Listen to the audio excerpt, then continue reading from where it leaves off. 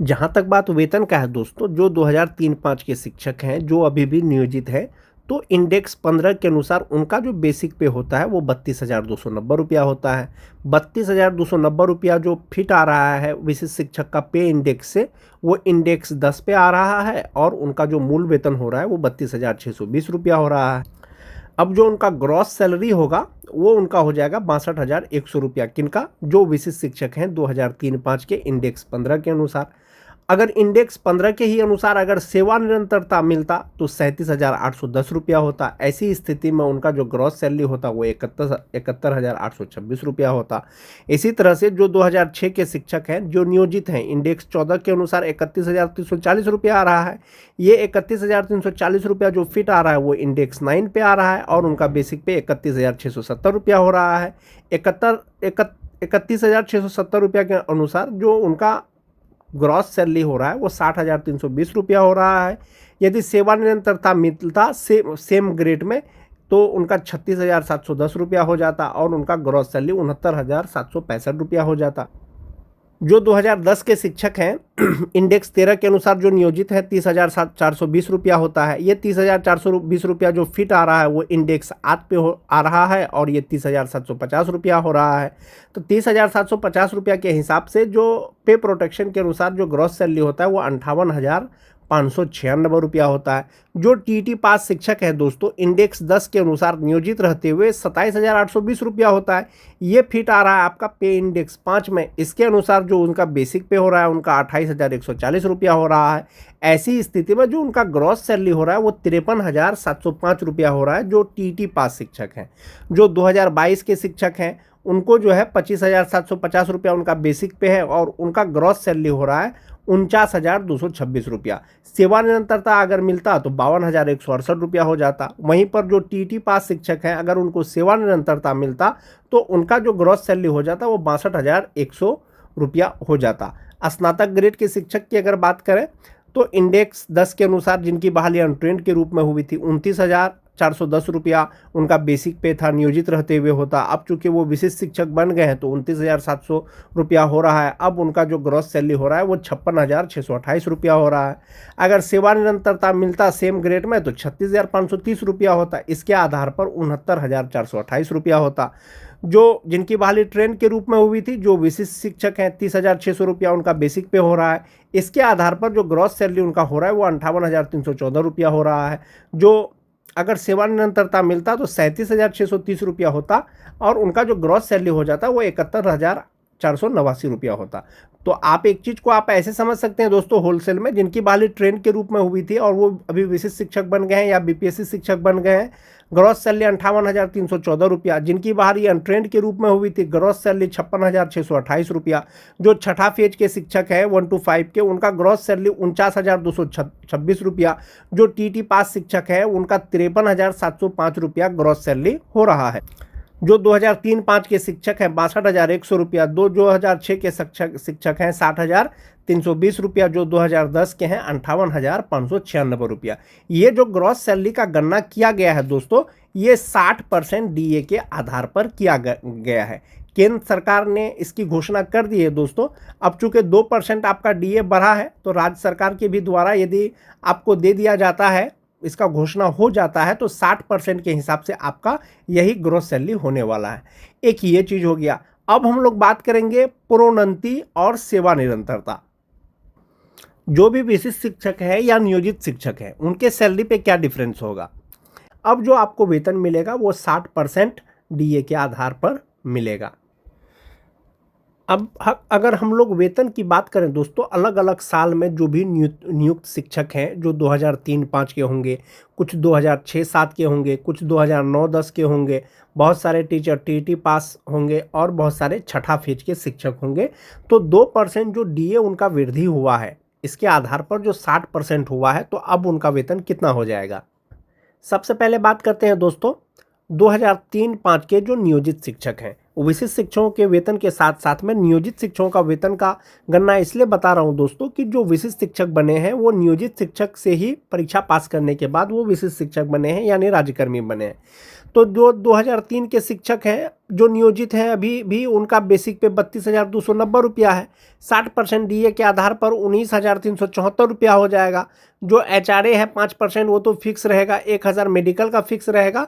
और भविष्य के लिए जो नियोजित शिक्षक है उनका 3600 ही जमा होता है। तो ऐसी स्थिति में जो उनका ग्रॉस सैलरी होता है वो 56,079 रुपया होता है और 3600 रुपया उनका ईपीएफ अकाउंट में जमा होने के बाद उनको 52,479 रुपया इन हैंड सैलरी मिलेगा 60% डीए के आधार पर। वहीं पर जो 2003 के जो नियोजित शिक्षक विशिष्ट शिक्षक बन गए हैं उनका बेसिक पे है 32,620 रुपया।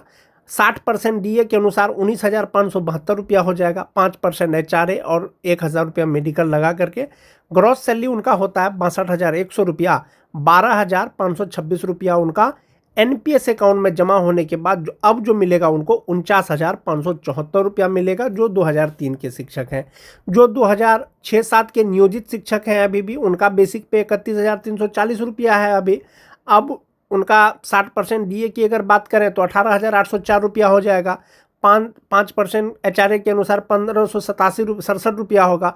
1,000 रुपया मेडिकल का हो गया और 3,600 रुपया उनका ईपीएफ अकाउंट में जमा होगा। और जो ग्रॉस सैलरी होगा उनका 54,511 रुपया होगा और उनको मिलेगा 50,911 रुपया इन हैंड सैलरी उनको संभवतः मई महीने से मिलना चाहिए। जो 2006 के शिक्षक विशिष्ट शिक्षक बन गए हैं तो उनका बेसिक पे 31,670 रुपया है। मोस्ट इंपॉर्टेंट चीज जो डीए है दोस्तों 60% के अनुसार 19,002 रुपया होगा। 1,584 रुपया उनका एचआरए हो गया। 1,000 रुपया मेडिकल हो गया। 12,161 रुपया उनका एनपीएस अकाउंट में जमा होगा और इन हैंड सैलरी अब उनका होगा 48,159 रुपया और ग्रॉस सैलरी यानी टोटल सैलरी होगा 60,320 रुपया। जो 2010 के नियोजित शिक्षक हैं अभी भी परीक्षा नहीं दिए हैं वो नियोजित ही हैं तो उनका जो वेतन होगा दोस्तों वो 30,420 रुपया उनका बेसिक पे हो जाएगा। 60% डीए हो गया। इसके आधार पर 18,252 रुपया होगा। 5% एचआरए, 1,000 मेडिकल और जो उनका ग्रॉस सैलरी होगा वो 52,993 रुपया होगा। 3,600 रुपया उनका ईपीएफ अकाउंट में जमा होने के बाद अब जो उनका इनहैंड सैलरी होगा 49,393 रुपया होगा।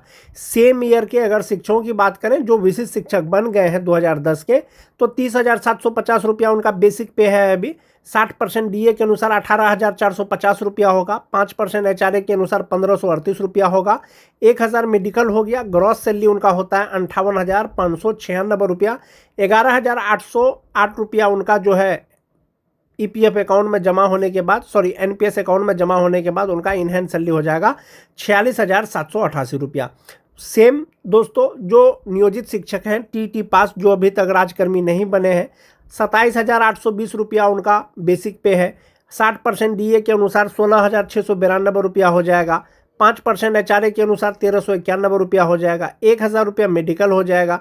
3,600 रुपया उनका जमा होगा एनपीएस अकाउंट में, ईपीएफ अकाउंट में और इन हैंड सैलरी उनका हो जाएगा 45,103 रुपया।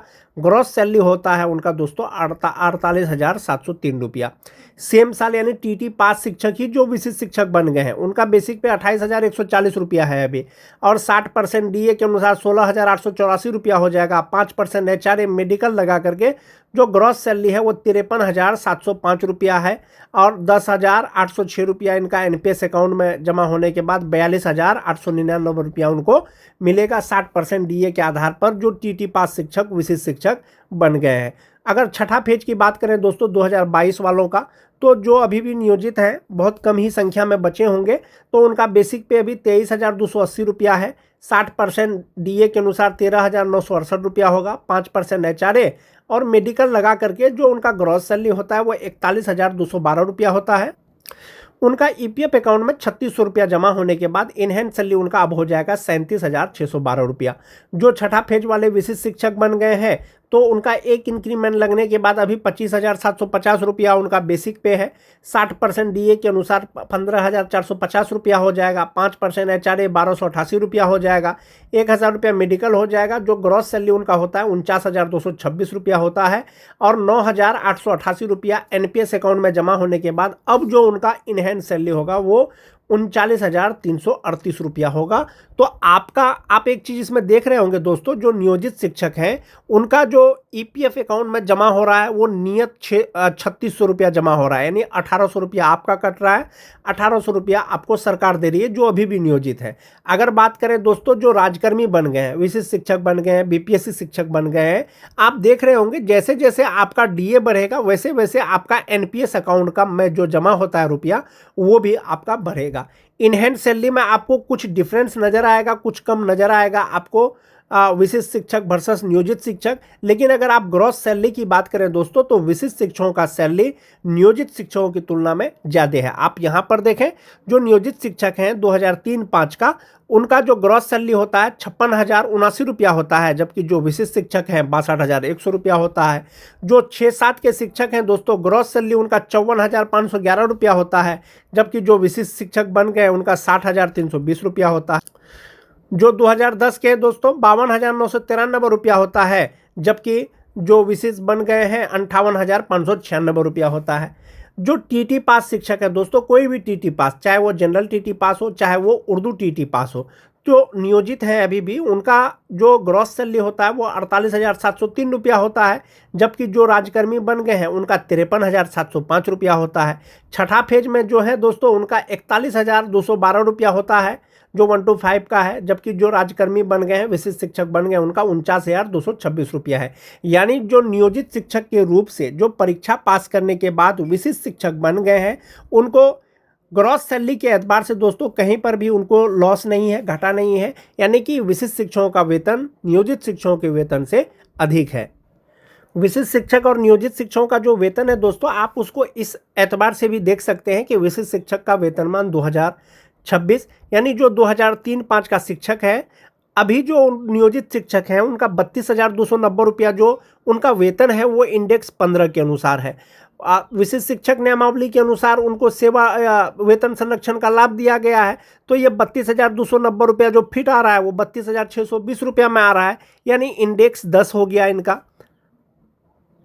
सेवा निरंतरता जनरल रूप में तो नहीं मिला है, सेवा निरंतरता आपका प्रमोशन में गिना जा रहा है। तो जनरल रूप में अगर आपको सेवा निरंतरता मिलता तो इंडेक्स 15 जो ये था वही 15 के अनुसार आपको वेतन मिलता तो 37,810 रुपया होता, लेकिन आपको जनरल रूप में नहीं मिला है, आपको मिला है प्रमोशन के रूप में।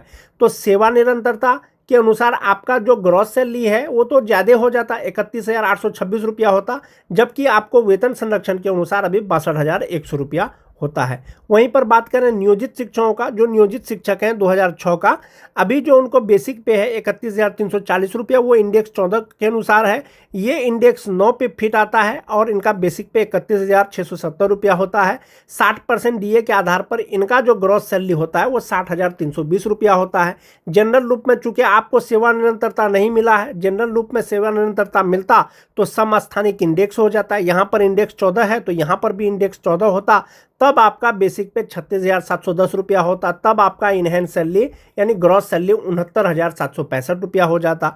जो 2010 के शिक्षक हैं इंडेक्स 13 के अनुसार, पे इंडेक्स 13 के अनुसार उनका बेसिक पे 30,420 रुपया होता है, और ये जो फिट आ रहा है वो इंडेक्स 8 में आ रहा है, इसके अनुसार 30,750 रुपया उनका बेसिक पे होता है, और 60% डीए के आधार पर जो उनका ग्रॉस सैलरी होता है वो 58,596 रुपया होता है, जो 2010 के शिक्षक है।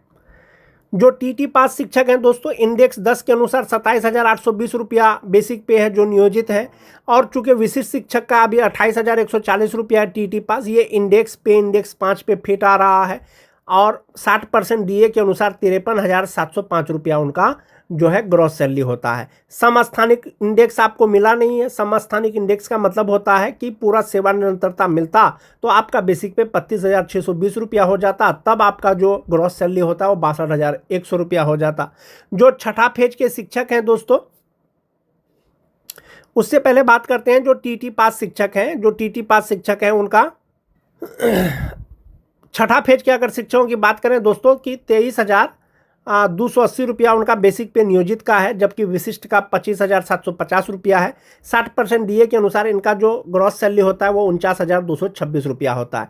वहीं पर अगर स्नातक ग्रेड शिक्षकों की बात करें दोस्तों, जो नियोजित है, जिनकी बहाली अनट्रेंड के रूप में हुई थी, 29,410 रुपया है, वो इंडेक्स 10 के अनुसार है। और अभी विशिष्ट बन गए हैं तो 29,700 रुपया है। और ये 29,700 के अनुसार जो 60% डी है, उनके अनुसार उनका ग्रॉस सैलरी 56,628 रुपया होता है। और जिनकी बहाली ट्रेंड के रूप में हुई थी, जो नियोजित है, 30,300 रुपया है। जो विशिष्ट बन गए हैं 30,600 रुपया हो गया है। 60% डीए के आधार पर अब जो उनका ग्रॉस सैलरी होगा वो 58,314 रुपया होगा। तो 60% जो डीए है दोस्तों, उसकी स्वीकृति मंत्रिमंडल के द्वारा दे दिया गया है। अब आपको आपके एचआरएमएस पे जब 60% आपका डीए अपडेट हो जाएगा तो उसके आधार पर आपको वेतन मिलने लगेगा। संभवतः आप ये मान के चलें कि मई महीने का जो सैलरी है दोस्तों, वो 60% डीए के आधार पर आपको मिलना चाहिए।